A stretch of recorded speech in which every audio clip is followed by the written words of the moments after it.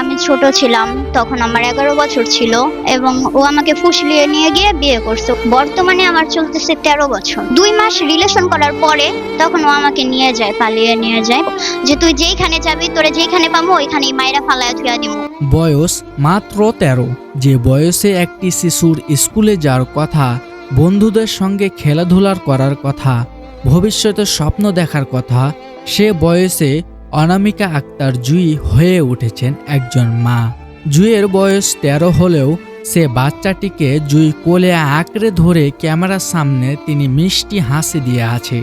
দেখে মনে হয় সে তার ছোট্ট ভাইটিকে কোলে নিয়ে আছে, কিন্তু না, এটি তারই সন্তান। সবাই বলে যে এটা তোর বিয়ে হয় নাই, এতটুকু বাচ্চার সাথে সবাই চিট করছে, তখন আমি আর বুঝতে পারি নাই। জুঁইয়ের বয়স যখন মাত্র 11, তখন থেকে সে ফেসবুকে জড়িয়ে পড়ে। তারপর 22 বছর বয়সী সাকিব মিয়া নামে এক ছেলের সাথে তার পরিচয় হয়। এরপর থেকে ধীরে ধীরে তার সাথে প্রেমের সম্পর্কে জড়িয়ে পড়েন। তারপর তারা দুইজনে বিয়ে করেন। বিয়ের 1 বছরের মাথায় পুত্র সন্তানের জন্ম দেন অনামিকা আক্তার জুঁই। কিন্তু এখানেই শেষ নয়। সন্তান জন্ম দেওয়ার মাত্র 7 মাস পরই তাকে নিজের শিশু সন্তানকে রেখে বাড়ি থেকে বের করে দেওয়া হয়। অভিযোগ, স্বামী ও শ্বশুর বাড়ির লোকজন কোলের শিশুটিকে নিজেদের কাছে রেখে জুঁইকে বাড়ি থেকে বের করে দেয়। একজন 13 বছর বয়সী কিশোরীর মায়ের জন্য এর চেয়ে বড় মানসিক আঘাত আর কি হতে পারে। তবে সবচেয়ে বিস্ময়কর বিষয় হলো, জুঁই ভেঙে পড়েনি। তিনি অন্যায়ের কাছে মাথা নত করেনি, বরং আইনের আশ্রয় নিয়েছেন এবং নিজের সন্তানের অধিকার ফিরে পেতে শুরু করেছেন আইনি লড়াই। দীর্ঘ কয়েক মাস ধরে চলতে থাকে সে লড়াই। অবশেষে আসে কাঙ্ক্ষিত দিন। মঙ্গলবার দুই পক্ষের শুনানি শেষে ঢাকার চিফ লিগ্যাল এইডের বিচারক শিশুপুত্রকে মায়ের জিম্মায় দেওয়ার নির্দেশ দেন। আদালতের এই নির্দেশের মাধ্যমে জুঁই আবার ফিরে পান তার 7 মাস বয়সী সন্তানকে। ভাবুন তো, একজন মা কতটা অসহায় হলে নিজের সন্তানকে ফিরে পাওয়ার জন্য আদালতে দ্বারস্থ হতে হয়।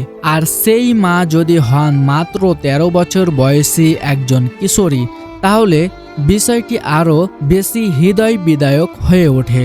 এই ঘটনাটি শুধু একটি পরিবারের গল্প নয়, এটি আমাদের সমাজের সামনে বেশ কিছু গুরুত্বপূর্ণ প্রশ্নও তুলে ধরে। এত অল্প বয়সী একটি মেয়ের বিয়ে কিভাবে হলো? তার নিরাপত্তা কোথায় ছিল? একজন শিশুর শৈশব কেড়ে নেওয়ার দায় কার? বাংলাদেশের প্রচলিত আইনে বাল্যবিবাহ নিরুৎসাহিত করা হয়েছে এবং শিশুর অধিকার সুরক্ষার জন্য বিভিন্ন আইন রয়েছে। তারপরও দেশের বিভিন্ন এলাকায় নানা সামাজিক ও অর্থনৈতিক কারণে বাল্যবিবাহের ঘটনা ঘটে থাকে। এর ফলে অনেক কিশোরীকে অল্প বয়সে মা হওয়ার মতো কঠিন বাস্তবতার মুখোমুখি হতে হয়। বিশ্লেষকরা দীর্ঘদিন ধরেই বলে আসছেন, অল্প বয়সে মাতৃত্ব মা ও শিশুর উভয়ের জন্য শারীরিক এবং মানসিক ঝুঁকি তৈরি করতে পারে। একই সঙ্গে মেয়েটির শিক্ষা, ব্যক্তিগত বিকাশ এবং ভবিষ্যতের সম্ভাবনাও মারাত্মকভাবে ক্ষতিগ্রস্ত হয়। জুঁইয়ের ঘটনাটি আরও একটি বিষয় স্পষ্ট করেছে, আইনের আশ্রয় নেওয়া গেলে অনেক সময় ন্যায় বিচার পাওয়া সম্ভব। বয়স ছোট হলেও তিনি নিজের অধিকার এবং সন্তানের অধিকার প্রতিষ্ঠার জন্য আইনি পথে এগিয়েছেন। আদালতের সিদ্ধান্তের মাধ্যমে অন্তত সন্তানের সঙ্গে থাকার সুযোগ তিনি ফিরে পেয়েছেন। তবে এখানে গল্পের শেষ নয়। একজন কিশোরীর মা এবং তার শিশুর সামনে এখনও অনেক চ্যালেঞ্জ রয়েছে। সন্তানের লালন পালন, নিজের শিক্ষা, নিরাপদ জীবন এবং সামাজিক গ্রহণযোগ্যতা সবকিছুই এখন গুরুত্বপূর্ণ বিষয়। এই ধরনের ঘটনা শুধু আদালতের রায় যথেষ্ট নয়, প্রয়োজন পরিবার, সমাজ এবং রাষ্ট্রের সম্মিলিত দায়িত্বশীল ভূমিকা, যাতে কোনো শিশুকে আর অল্প বয়সে বিয়ের শিকার হতে না হয় এবং কোনো মাকে নিজের সন্তান ফিরে পাওয়ার জন্য এমন কঠিন সংগ্রাম করতে না হয়। এই ঘটনাটি আমাদের মনে করিয়ে দেয় প্রতিটি শিশুর নিরাপদ শৈশবের অধিকার আছে, প্রতিটি মায়ের সম্মান ও সন্তানের সঙ্গে থাকার অধিকার আছে। আর আইনি শাসন তখনই অর্থবহ হয় যখন দুর্বল ও অসহায় মানুষের ন্যায় বিচার পায়।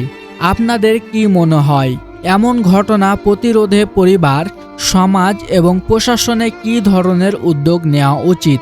আপনার মতামত অবশ্যই কমেন্টে জানান। ভিডিওটি তথ্যবহুল মনে হলে লাইক দিন, বন্ধুদের সঙ্গে শেয়ার করুন এবং এমনই গুরুত্বপূর্ণ সংবাদ ও বিশ্লেষণ পেতে আমাদের চ্যানেলটি সাবস্ক্রাইব করতে ভুলবেন না। আজকের মতো এখানেই বিদায় নিচ্ছি। সবাই ভালো থাকুন, সুস্থ থাকুন। আল্লাহ হাফেজ।